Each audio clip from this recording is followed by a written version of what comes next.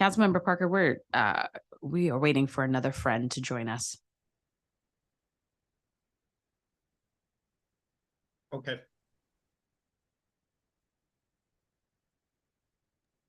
I know you're a stickler for time, so sorry about showing up late. All good.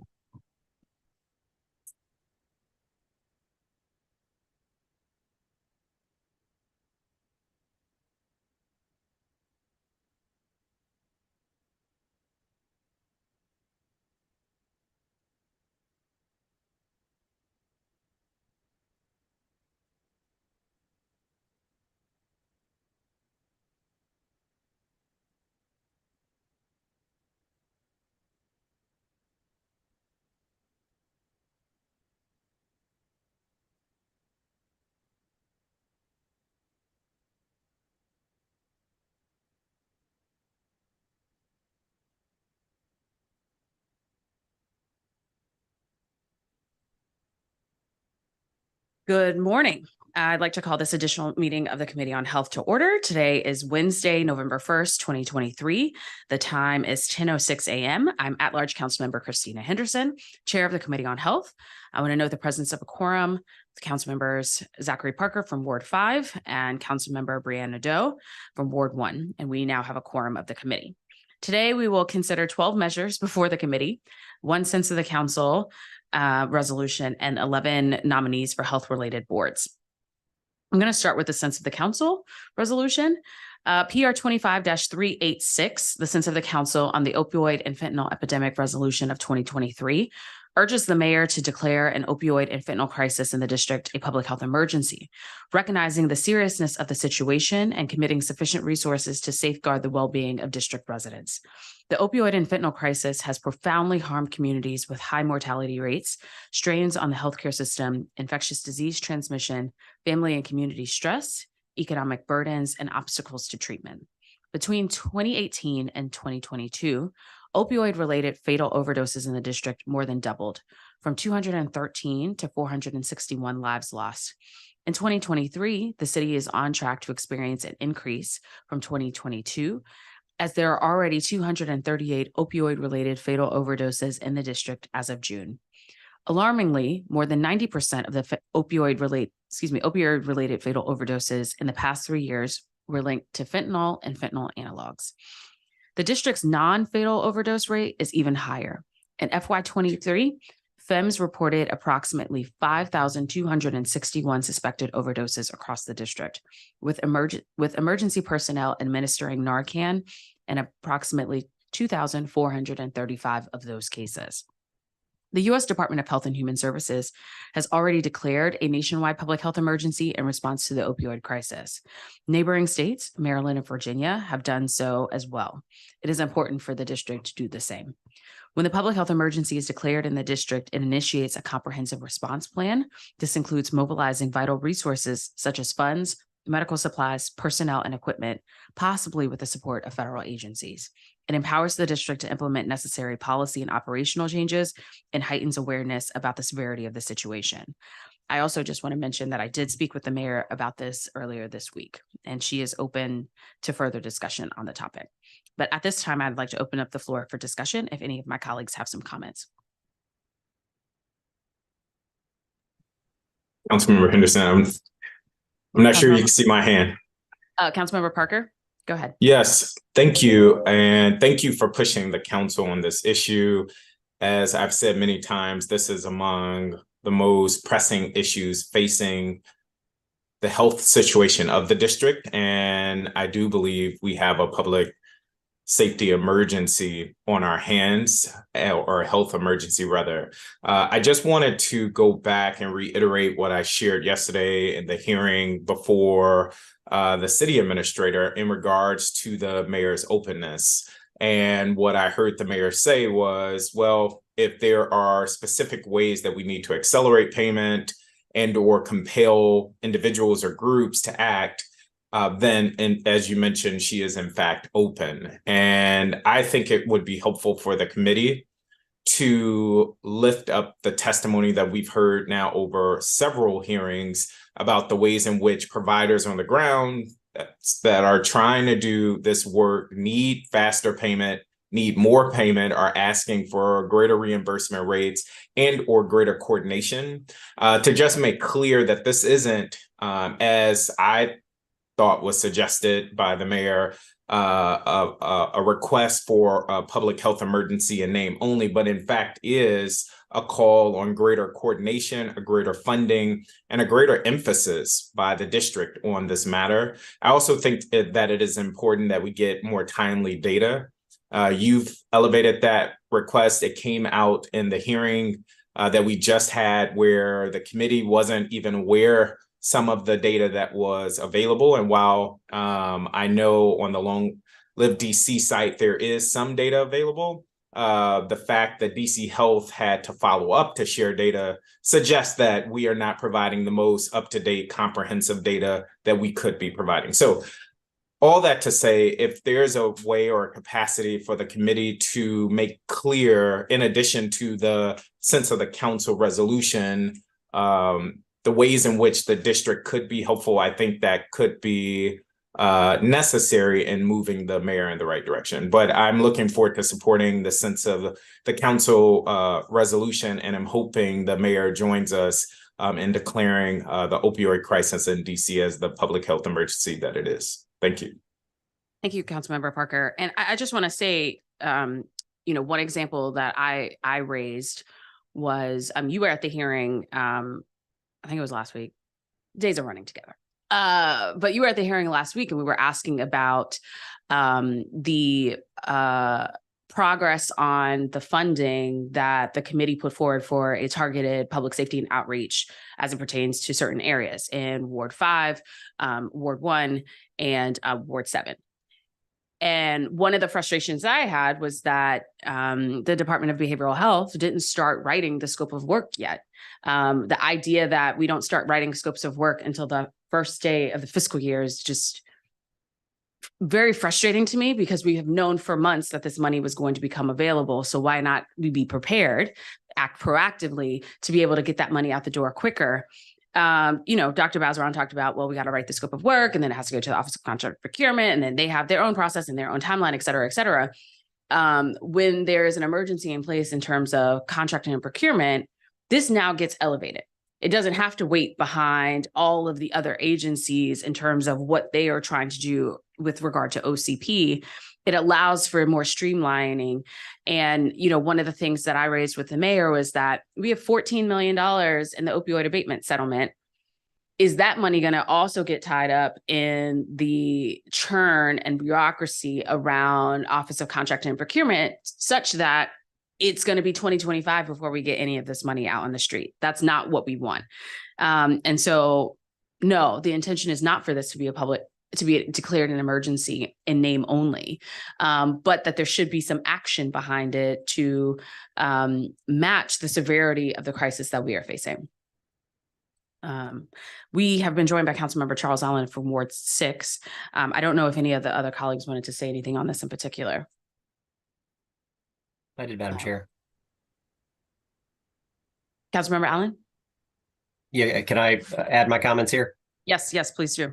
Yeah, thank you. I just wanted to largely echo exactly what you just said around the nature of what I think the sense of the council is about. I'm also, though, taken back to just 2 years ago or so. As we were seeing increases in gun violence in our city, the mayor declared an emergency, that gun violence is a public health emergency, and allowed emergency action. We didn't need to wait for any type of federal action, but what it did do, I think, is help tell the city how critical all of government felt about gun violence, noting it as an emergency. And it certainly wasn't words only. It actually allowed the executive branch to be able to help set up almost the equivalent of an emergency operations center around coordination. I would like to have seen those efforts really continue and have that type of coordinated strategy continue forward. But as I think about what the overall goal of why do we need to declare this an emergency, it is to really sharpen and focus the government's mind, instrumentalities. But I also think it is valuable, and it is frankly important, what we say to the families that have lost someone to an opioid overdose. What does it say to the hundreds of families that have lost someone this year, to the communities ravaged with opioids and fentanyl? I think it both is, it can both be symbolic in the way in which we are saying this government recognizes this as an emergency, but it can also be functional in the ways you just outlined, council member, about the ways in which we need to exercise tens of millions of dollars and efforts to really focus in on the impact. I know that when we look at the distribution of overdose deaths in our city, certainly Ward 7, Wards 8, parts of Ward 5, I often see parts of Ward 6 left out of that conversation, and I just have to speak up. My Southwest communities have been ravaged by fentanyl overdoses. There was a single day in January when we lost half a dozen lives in an afternoon, basically. And so this touches every corner of our city, and it is deeply impactful, but especially on the eastern half of our city, where we have seen these long-term trends of opioid overdose deaths, especially among older Black men, has got to be a priority. And so I fully support this, and I hope that this can help provide some collaboration. This has got to be done, I think, in collaboration. And so I hope that the executive will see it for what it is, which is a really honest attempt to prioritize this and work with an open hand and partnership around strategies that have got to get employed, but with a sense of urgency and emergency. So thank you. And I'm looking forward to supporting this today. Thank you, Councilmember Allen. Okay. Hearing no further comment, I want to now move the committee print and accompanying committee report for PR 25-386, which I just signal to the public. I do recommend that you do read the committee report on this. My staff did an excellent job laying out the issue, the problem, and how we got here. And it's a very detailed look at the scope of the issue that we have here in the district. But with that, I move the resolution with leave for staff to make technical changes in consultation with the Office of General Counsel. All in favor, say aye. Aye. Aye. Aye. Let the record reflect that was a unanimous vote.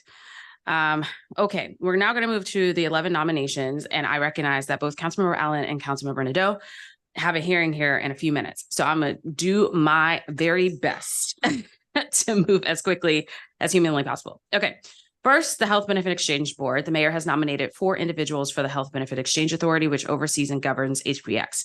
HBX guides the implementation of state-level insurance under the Affordable Care Act that provides health insurance customers with more choice and buying power in purchasing affordable health care plans. The board consists of 7 voting members who are district residents and 4 non-voting ex officio members. The 7 voting members are appointed for a term of 4 years and must demonstrate an expertise in 2 enumerated areas.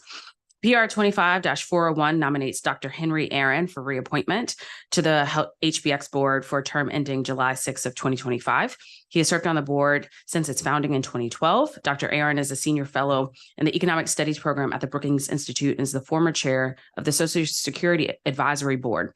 Dr. Aaron has nearly 50 years of scholarly experience and is a national expert in Medicaid, Medicare, Social Security, tax and budget policy, and the healthcare costs and financing access. He earned a PhD in economics from Harvard. He is a Ward 1 resident. PR 25-402 nominates Gabriella Mosi for reappointment to the HBX board for a term ending July 6, 2026. She has served on the board since October 2020. Ms. Mosi leads the Uptown Community Initiative, a district-based nonprofit that addresses commercial revitalization. For the last decade, she has served as the executive director of the Washington English Center and the director of the program resource development at Greater Washington Hispanic Chamber of Commerce Foundation. She is a Ward 1 resident. PR 25-403 nominates Dr. Lee-Tin Koo for reappointment to the HBX board for a term ending July 6, 2025. Dr. Koo has served on the board since its founding in 2012. He is a tenured professor of health policy and management and the director of the Center of Health Policy Research at the George Washington University Milken School of Public Health.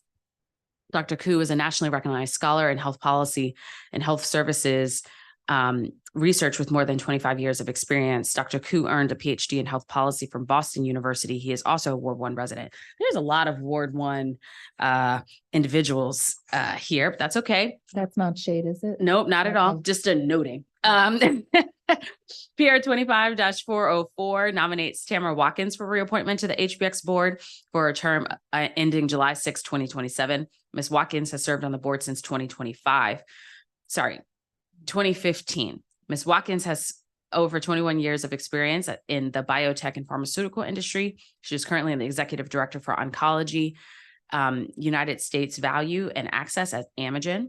She has also led programs for Amgen to improve coordination of sales and marketing to meet needs of customers. She is a Ward 6 resident. At this time, I'd like to open the floor for discussion of the 4 nominations for the Health Benefit Exchange Board.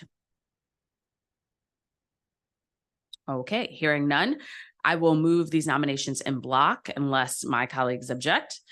So we're going to move the committee prints and accompanying committee reports for all 4 of the resolutions I just named, with leave for staff to make technical changes in consultation with the Office of General Counsel. All in favor, please say aye. Aye. Aye. Aye. All right, let the record reflect that was a unanimous vote.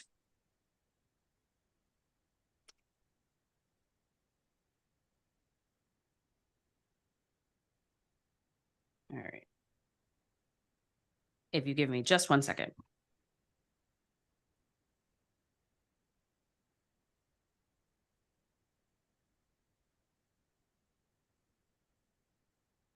All right. Okay. Board of Psychology. We will consider 3 individuals the mayor has nominated for the Board of Psychology. The Board of Psychology regulates the practice of psychology in the district, evaluates applicants' qualifications, issues licenses, and conducts disciplinary hearings, among other duties. The board consists of 4 psychologists licensed in the district and 1 consumer member. They are appointed for a term of 3 years. PR 25-406 nominates Dr. Jeremy Cosney, sorry, Dr. Cosney, for an appointment as a licensed psychologist member for the board to serve for the remainder of expired term ending November 30th, 2024. Dr. Cosney is a licensed clinical psychologist in the district. He's the founder of Capital Therapist Collective, a private therapy practice. He holds several training certifications, including an APA Emerging Leaders in Psychology Academy. Dr. Cosney earned his doctorate of philosophy from Palo Alto University. He's a Ward 5 resident. PR 25-407 nominates Dr. Joette James for reappointment as a licensed psychologist for the board with a term ending November 30th, 2025. Dr. James is the director and owner of Alina Assessment Services. She specializes in diagnosis and assessment of individuals with neurodevelopment disorder, particularly autism and Asperger's syndrome. Dr. James has served as an expert witness in various states, testifying on issues of competency to stand trial. Dr. James earned her doctorate of philosophy and clinical psychology from Northwestern University, and she is a Ward 1 resident. PR 25-408 nominates Dr. Anthony Jimenez for a reappointment as a licensed psychologist member of the board for a term ending November 30th, 2025. Dr. Jimenez is a licensed psychologist and current chairperson of the board, operates a private practice focusing on adult therapy. He provides counseling and psychotherapy and specializes in sex offender risk assessment with expertise working with the U.S. Department of Justice and the Federal Bureau of Prisons. He received his PhD from Florida State University and is a Ward 6 resident. At this time, I'd like to open the floor for discussion on all 3 nominations to the Board of Psychology. Hearing none, I will move these nominations in block unless any of my colleagues object. Speak now or forever hold your peace. No, I'm kidding. I will move the committee prints and accompanying committee reports for all of the resolutions I mentioned for the Board of Psychology, with leave for staff to make technical changes in consultation with the Office of General Counsel. All in favor, please say aye. Aye. Aye. Aye. Aye. Great. Let the record reflect the unanimous vote. We'll move on to the Board of Optometry. 3 individuals the mayor has nominated for this particular board, which regulates the practice of optometry in the district. The board has 5 seats, 4 for optometrist license in the district and 1 for a consumer member. Members serve for 3 years. PR 25-414 nominates Dr. Lisa Johnson for reappointment to the Board of Optometry. She also currently serves as the chair of the board, which she has served on since 2002. She has practiced in optometry in the district in the DC area, since 1985, and has experience working with children, seniors, and people with disabilities. Dr. Bennett earned her Doctor of Optometry from Pennsylvania College of Optometry and is a Ward 4 resident. PR 25-415 nominates Dr. Gregory Foley for appointment as an optometrist registered in the district. Dr. Foley has spent 15 years as a licensed optometrist. Dr. Foley is a fellow at the American Academy of Optometry and the American Optometric Association, and is an associate member of the DC Optometric Society. He earned his Doctor of Optometry from the Pennsylvania College of Optometry as well. He is a Ward 2 resident. And PR 25-416 nominates Dr. David Reed for reappointment to the Board of Optometry. Dr. Reed has served on the board since 2002. He is currently a licensed optometrist practicing at iCentral Doctors of Optometry and has over 35 years of experience providing services and consultation. Dr. Reed received his Doctor of Optometry from the Massachusetts College of Optometry. He is a Ward 3 resident. At this time, I'd like to open the floor for discussion on all 3 nominations to the Board of Optometry. Hearing none, I will move these nominations in block unless any of my colleagues object. So I move the committee prints and accompanying committee reports for all 3 nominees for the Board of Optometry, with leave for staff to make changes in consultation with the Office of General Counsel. All in favor, please say aye. Aye. Aye. Aye. Great. Let the record reflect that was a unanimous vote. One more. The Board of Occupational Therapy. We have 1 individual the mayor has nominated for the Board of Occupational Therapy, which regulates the practice of occupational therapy, including the practice by occupational therapists, occupational therapist assistants, dance therapists, and recreation therapists in the District of Columbia. PR 25-477 nominates nominates Frank Gaynor to the Board of Occupational Therapy. Mr. Gaynor is currently the Vice President of Meetings and Events at the American Occupational Therapy Association, is a professor at Howard University's Department of Occupational Therapy, and has been a practitioner of occupational therapy for 48 years. Mr. Gaynor previously served on the Board of Occupational Therapy from 2001 to 2009, and then again from 2014 to 2018. Mr. Gaynor earned his Master's of Health Science and Occupational Therapy from the University of Florida and is a Ward 2 resident. At this time, I'd like to open the discussion on this nomination.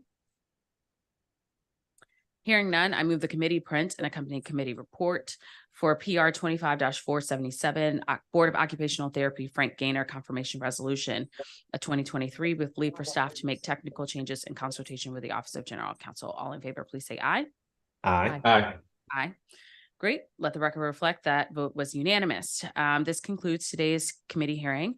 Even though we moved 11 nominations today, there's still lots of vacancies. So let this be my PSA to any of the health professionals out there or consumers out there who'd like to serve on any of our 19 health professional boards. We can use you. Visit the Mayor's Office of Talent and Appointments website and submit your interest for any of the boards that we have available. The time is 10:28 a.m. and this meeting is adjourned. Thank you so much. Thank you all. Thanks, everyone.